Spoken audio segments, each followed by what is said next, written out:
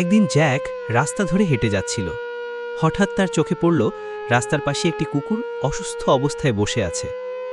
কুকুরটির দুঃখজনক চেহারা দেখে জ্যাকের মন কেঁপে উঠল। সে কুকুরটির কাছে গিয়ে দেখল সত্যিই কুকুরটি খুবই অসুস্থ। জ্যাক আর দেরি না করে কুকুরটিকে কোলে তুলে নিজের বাড়িতে নিয়ে এলো। বাড়িতে এসে জ্যাক কুকুরটির সেবা যত্ন করতে লাগল। নিজের হাতে খাবার খাইয়ে দিল, ওষুধ খাওয়ালো আর কুকুরটির গায়ে স্নেহভাবে হাত বুলিয়ে দিল। ধীরে ধীরে কুকুরটি সুস্থ হতে শুরু করল। এরপর জ্যাক আর কুকুরটি একসাথে খেলা করত, হাসি আনন্দে সময় কাটাত। জ্যাক আর কুকুরের মধ্যে গড়ে উঠল অটুট এক বন্ধুত্বের বন্ধন। তাদের বন্ধুত্ব এতটাই গভীর হয়ে উঠল যে জ্যাক রাতে ঘুমাতে গেলেও কুকুরটিকে পাশে রেখেই ঘুমাত। কিন্তু হঠাৎ একদিন জ্যাক নিজেই ভীষণ অসুস্থ হয়ে পড়ল।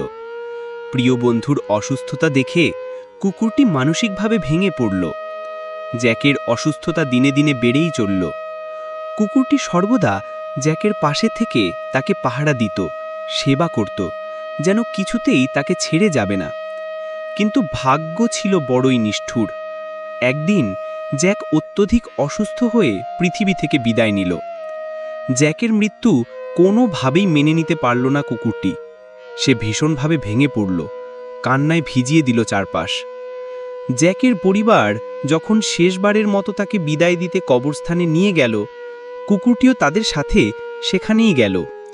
জ্যাকের দাফন সম্পন্ন হওয়ার পর পরিবারের সবাই যখন বাড়ি ফিরে এলো, তখন দেখা গেল সেই বেচারা কুকুরটি তার প্রিয় বন্ধুর কবরের উপর শুয়ে আছে। অবুঝ প্রাণী তো, সে কি আর জানে যে তার প্রিয় বন্ধু কোনোদিন আর ফিরে আসবে না। কুকুরটি কবরের উপর শুয়ে কান্না করতে করতে জ্যাকের জন্য অপেক্ষা করতে লাগল।